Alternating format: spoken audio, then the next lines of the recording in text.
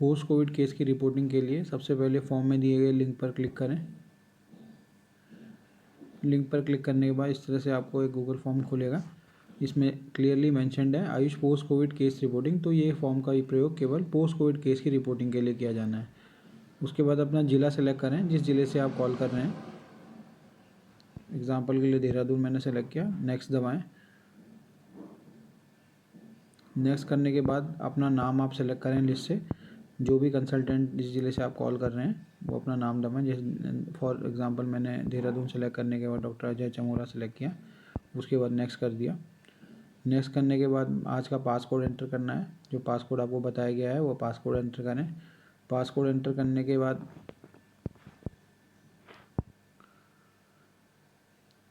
Patient का नाम enter करें। जो लिस्ट आपको प्रोवाइड की गई है उसमें जो पेशेंट को आप कॉल कर रहे हैं उस पेशेंट का नाम एंटर करें। मान लीजिए पेशेंट का नाम हरीश है तो हरीश में एंटर कर रहा हूँ। उसकी ICMR ID एंटर करें जो आपको लिस्ट में प्रोवाइड की गई है। एग्जांपल के लिए मैं भर रहा हूँ। उसका जेंडर आप सेलेक्ट करें। एज डालें। एज एंटर करें जो भी पेशेंट की एज है। उसका मोबाइल नंबर एंटर करें सही फॉर्मेट में।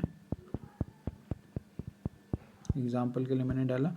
उसके बाद पेशेंट से जब आप बात कर रहे हैं तो जो भी उसका रिस्पॉन्स आया है वो आप सेलेक्ट करें। अगर उसने फ़ोन नहीं उठाया तो 2 या 3 बार फ़ोन करने के बाद भी अगर वो रिस्पॉन्ड नहीं करता तभी didn't pick up the call या अनरीचेबल रिपोर्ट करें। हो सकता है कई बार मरीज़ बाद में भी कॉल बैक करते हैं तो आप ऐसे मरीजों को जो फ़ोन नहीं उठाते हैं उसको सबसे लास्ट में जब आपकी लिस्ट पूरी हो जाए उसके लास्ट में 3 बार कॉल करने के बाद ही didn't pick up the call report करें। या और जो भी ऑप्शन आपको मिल रहा है वो आप इसमें रिपोर्ट कर सकते हैं। जैसे डोंट वांट टू रिस्पॉन्ड अगर मरीज़ बात नहीं करना चाहता। रॉन्ग मोबाइल नंबर गलत है उसमें किसी और का मोबाइल नंबर है। अगर दूसरे स्टेट में रोगी चला गया है तो move to other state. Patient की अगर डेथ हो गई, पेशेंट पास्ड अवे, पेशेंट अगर अभी होम आइसोलेशन कंप्लीट कर चुका है जिसके संदर्भ में आपको रिपोर्टिंग की जानी है पोस्ट कोविड केसेस में, RT-PCR नेगेटिव हो चुका है तो आपको ये रिपोर्ट करना है। पेशेंट अभी भी हॉस्पिटल में, स्टिल इन हॉस्पिटल, अभी भी आइसोलेशन में है तो आप स्टिल इन आइसोलेशन। गलत रिपोर्ट पॉजिटिव किया गया था पूर्व में तो उसको आपको इसमें रिपोर्ट करना है। तो आपको जैसे अभी फ़िलहाल patient has completed home isolation करके मैं नेक्स्ट कर रहा हूँ। ये करने के बाद पेशेंट से का वैक्सीनेशन स्टेटस आप डाल दीजिए। मान लीजिए ट्रिपल डोज लगी है उसको। पेशेंट यूज़ एलोपैथिक किट, क्या उसने एलोपैथिक किट यूज़ की थी ट्रीटमेंट के टाइम पे, कोविड होने के टाइम पे, तो यस या नो सेलेक्ट कीजिएगा। या एलोपैथिक मेडिकेशन उसने अगर यूज़ की थी तो यस या नो कीजिएगा। उसके बाद वो शहरी क्षेत्र में रह रहा है या ग्रामीण क्षेत्र में वो आपने मार्क करना है। उसके बाद आपको बताना है कि क्या उससे पूछना है कि क्या उसने कोई आयुष रिलेटेड इंटरवेंशन यूज़ किए थे कोविड के समय में, जैसे आयुष रक्षा किट, आयुष 64 या कोई और आयुर्वेदिक मेडिसिन या होम्योपैथिक मेडिसिन, या दोनों यूज़ की थी आयुर्वेदिक होम्योपैथिक, या कोई भी यूज़ नहीं की थी। तो जो भी पेशेंट ऑप्शन दे वो आपको मार्क कर देना है।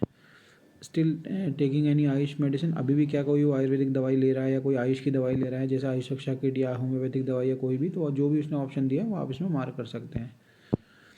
पेशेंट को क्या कोई पोस्ट कोविड सिम्टम है, अगर उसको पोस्ट कोविड सिम्टम है तो यस करें, अदरवाइज़ कोई सिम्टम नहीं है, परफेक्टली फाइन है तो परफेक्टली फाइन मेंशन करेंगे। जैसे फ़िलहाल मैं यस करके नेक्स्ट कर रहा हूँ।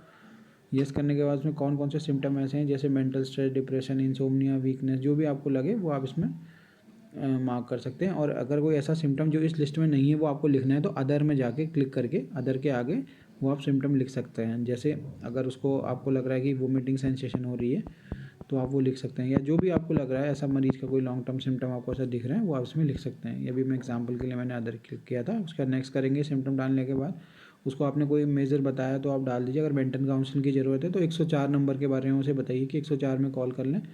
उसके अलावा अश्वगंधा टैबलेट जो प्रोटोकॉल में हमारी च्यवनप्राश खाने को, रसायन चूर्ण लेने को बोल सकते हैं, या कोई मेडिसिन ऐसे ही सिम्टोमेटिक बेसिस पे आपको लगता है वो दी जानी चाहिए तो अदर मेंशन करके उस मेडिसिन का नाम लिख सकते हैं।